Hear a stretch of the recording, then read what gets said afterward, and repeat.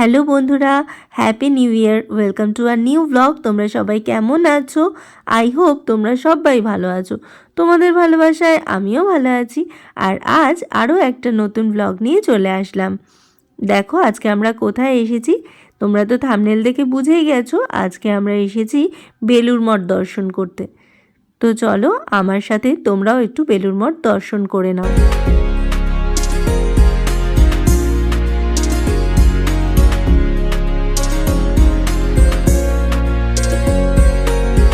আর বেলুড় মঠে প্রবেশ করার আগেই প্রথমেই পড়বে শ্রী শ্রী মায়ের প্রার্থনা গৃহ।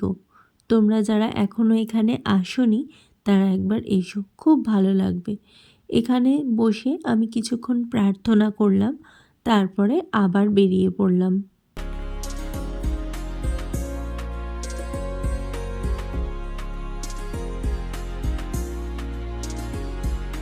আর তোমাদের বলে রাখি এখানে কিন্তু ক্যামেরা অ্যালাউ নেই, তবে বাইরের বাগানটিতে তুমি ভিডিও করতে পারো অথবা ফটো তুলতে পারো।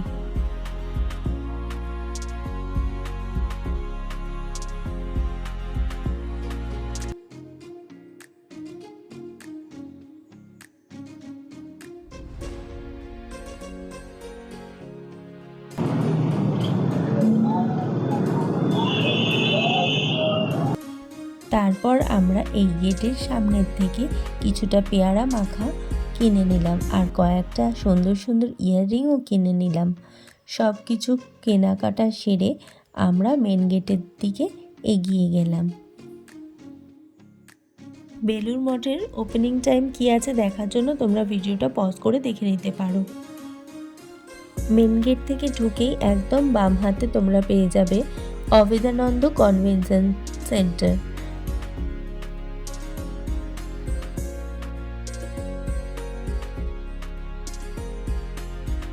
আর মেন গেট থেকে ডান হাতে তুমি পেয়ে যাবে রিসেপশন সেন্টার।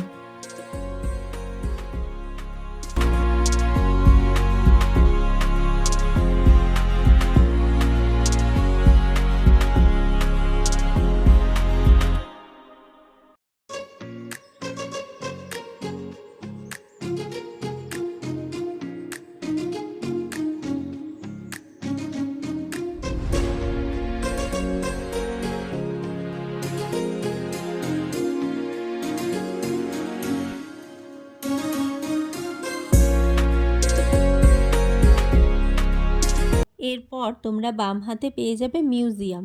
এখানে টিকিট কেটে প্রবেশ করতে হয়, টিকিট মূল্য ওই 5 টাকা মতন। ভিতরে ঢুকে দেখেছিলাম, বেশ ভালো লেগেছে। তোমরাও ভিতরে প্রবেশ করো, খুব ভালো লাগবে। তবে ভেতরে কিন্তু ক্যামেরা অ্যালাউ নেই। এরপরে আমরা মূল প্রবেশদ্বার থেকে ভিতরে প্রবেশ করলাম।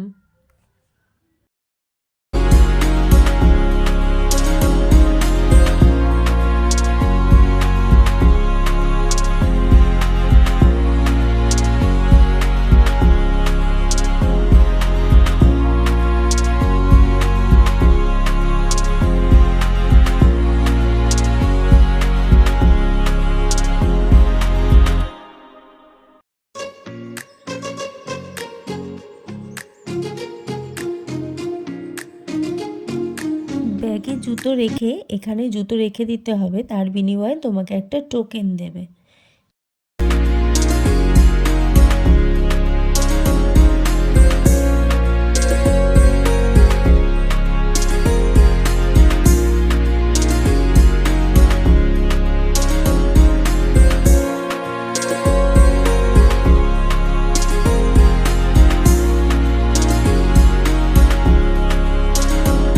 মন্দিরের বাইরে রয়েছে অসংখ্য ফুলের টব, সুন্দর করে ফুল গাছ দিয়ে ডেকোরেট করে রাখা।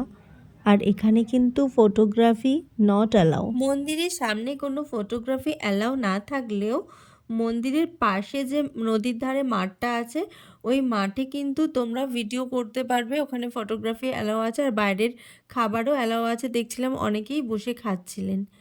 আর ভোগের প্রসাদের জন্য যে কুপন কাটতে হয়, এদিকে যে মঠ অফিস আছে, Ramakrishna temple, Swami Vivekananda temple, mango tree, সমস্ত কিছুই এই দিকটাই। এখানে ঢুকে গিয়ে আমরা কুপন কেটেছিলাম। আর এটা দেখছো এই জায়গাটা, এটা হচ্ছে মঠ অফিস।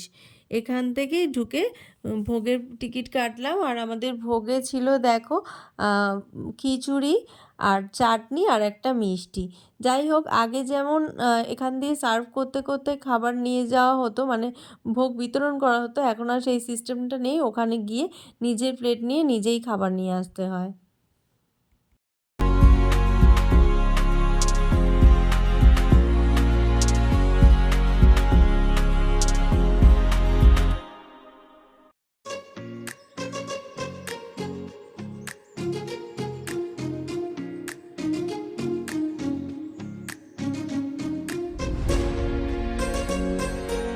এরপর আমরা স্বামী ব্রহ্মানন্দ মন্দির দর্শন করলাম।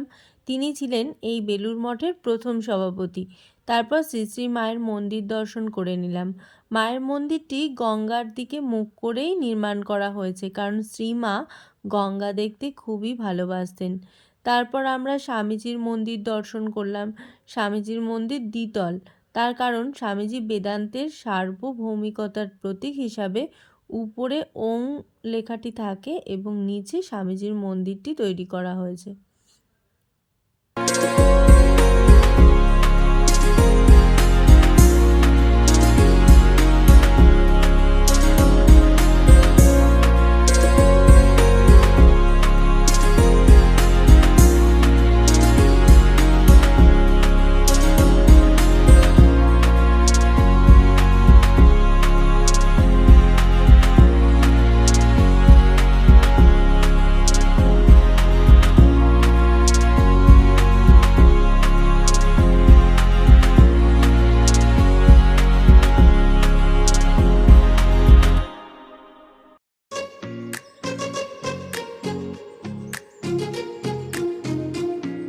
এখন যে বেলগাছটি দেখতে পাচ্ছ, এই বেলগাছটিরও একটি ইতিহাস আছে।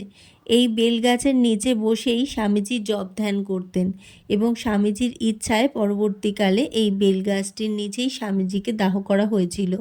আর তাই এই বেলগাছের পাশেই গড়ে উঠেছে স্বামীজির মন্দির। স্বামীজির মন্দির দর্শন করা হলেই তোমরা দর্শন করবে সমাধিপীঠ। এই সমাধিপীঠ খুবই পুণ্যভূমি। এই পবিত্র ভূমিতে ঠাকুর শ্রী রামকৃষ্ণের 7 জন সন্ন্যাসী শিষ্যের পুণ্য দেহ অগ্নিতে আহুতি দেওয়া হয়েছিল এবং বর্তমানে সমাধিপীঠের পূর্ব দিকে অর্থাৎ গঙ্গার দিকের জায়গাটিতে সঙ্গের সন্ন্যাসীদের নশ্বর দেহ অগ্নিতে সমর্পণ করা হয়। আর আজকে মনে হয় এখানে কোনো উৎসব হচ্ছে বা কোনো অনুষ্ঠান পালন করা হচ্ছে, সেই জন্য দেখো কি সুন্দর করে ফুল দিয়ে এই সমাধি পীঠস্থল সাজানো হয়েছে।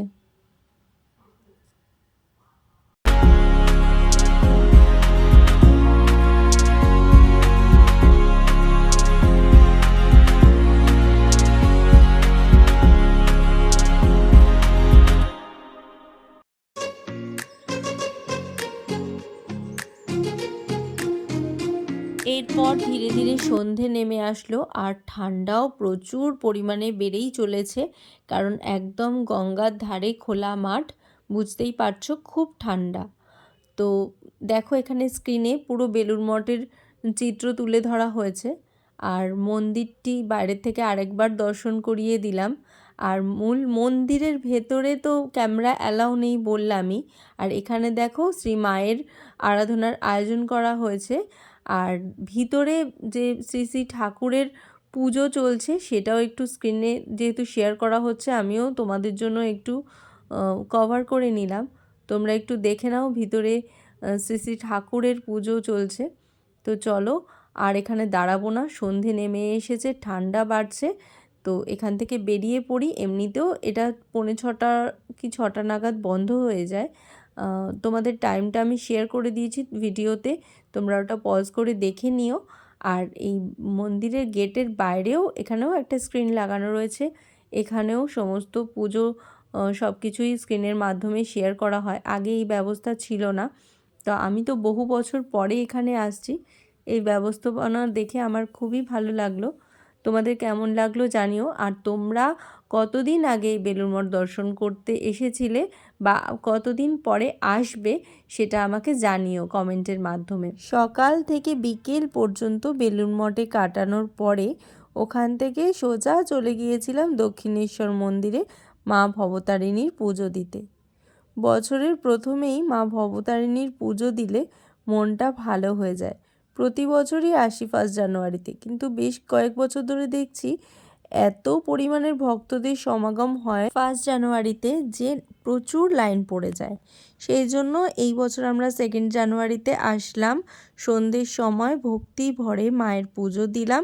তারপরে পুজো দেওয়ার পরেই বাইরের মন্দিরের বাইরে যে হোটেল আছে সেখান থেকে গরম গরম হিঙের কচুরি ছোলার ডাল সহকারে নিয়েছিলাম। তার সাথে ছিল কিন্তু নতুন গুড়ের রসগোল্লা, সেগুলো আর কভার করা হয়নি।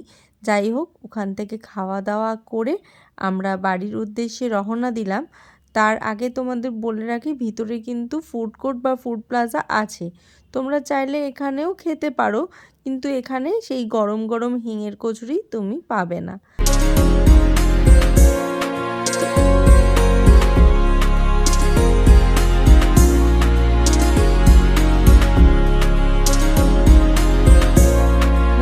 ভিডিওটা এবার এখানেই শেষ করছি। তোমরা সবাই ভালো থেকো, সুস্থ থেকো। দেখা হচ্ছে নেক্সট ব্লগে। এখন বাই বাই।